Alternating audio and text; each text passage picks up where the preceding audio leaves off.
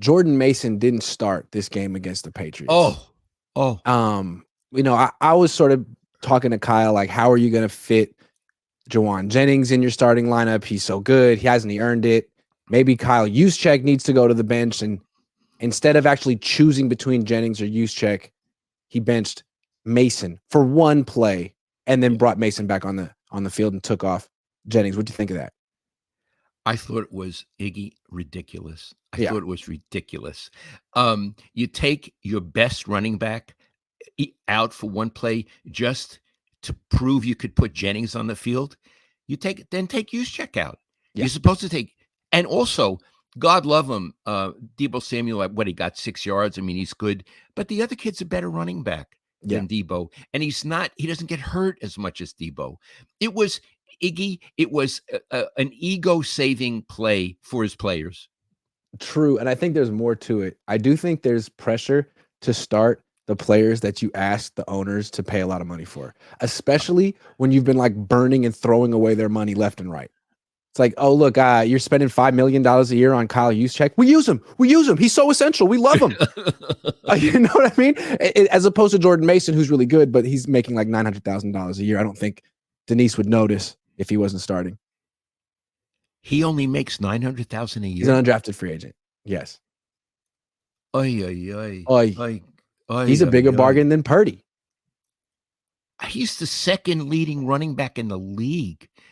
Yeah. Iggy, he runs so violently, and you can't bring him down. No. The first contact doesn't bring him down. I love to watch him work. I just hope he doesn't get hurt, because I love to watch him work. Agree. And when he gets in a collision, I think I'm more concerned about the defender than him. Yeah. It seems like he gets the first punch in, the first blow. Yes. I like his work so much. I hope he's a nice guy. You know what I mean? I'm never going to meet him in my life, but I admire him so much. It would hurt my feelings if he turns out to be a jerk. I hope he's a nice guy. He seems like a nice guy. He's a little scared about the media right now because he got burned week 1.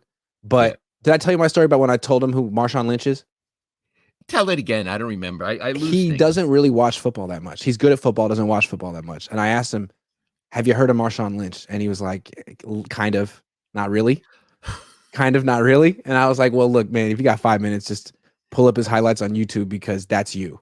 That's who I think you are. And it seemed to mean something to him. He smiled and said he'd watch. I don't know. Ask him if he watched. Yeah. But benching him to keep Kyle Juszczyk on the field, I think the Juszczyk era has gone on a little too long.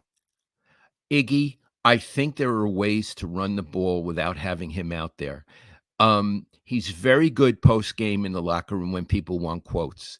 What is the meaning of? Where is the, like they pay him to be a team, like on the PR staff, you know what I'm saying? Yeah. And for occasional plays, but really you got to get your best 11 out there. And it wasn't to put Jordan Mason on the sideline.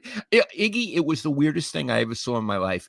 And again, I always think, would Bill Walsh do this? Would he take his best player off and leave Juszczyk on, and to satisfy Eddie, because Eddie was spending money?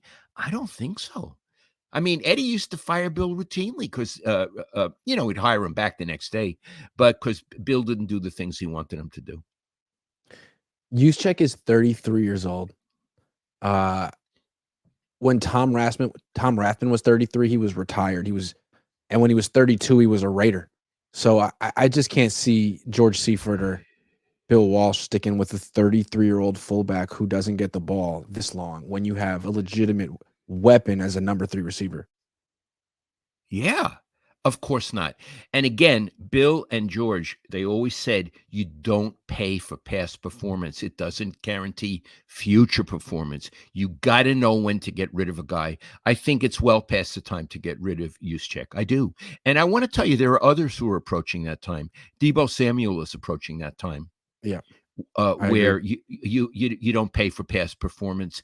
And Kittle, not now, but in a season or two.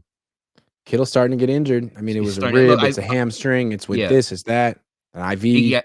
I love his work. I Yeah, also really like his sense of humor. He has me too. a very endearing sense of humor, buying all the media or bringing over sneakers for all the media. It's really cute. And I sort of like having him around. Not that I'm around, but you have to be very shrewd when you make these decisions. He is not at that point yet where you say, I'm not paying for past performance, but he will be in a season or two. And the thing with Juszczyk again, it's like no one would say Juszczyk's a better player than Jawan Jennings. No No one. one would say that. Kyle wouldn't say that. So why does Juszczyk play so much? It's Oh, a I know. scheme thing.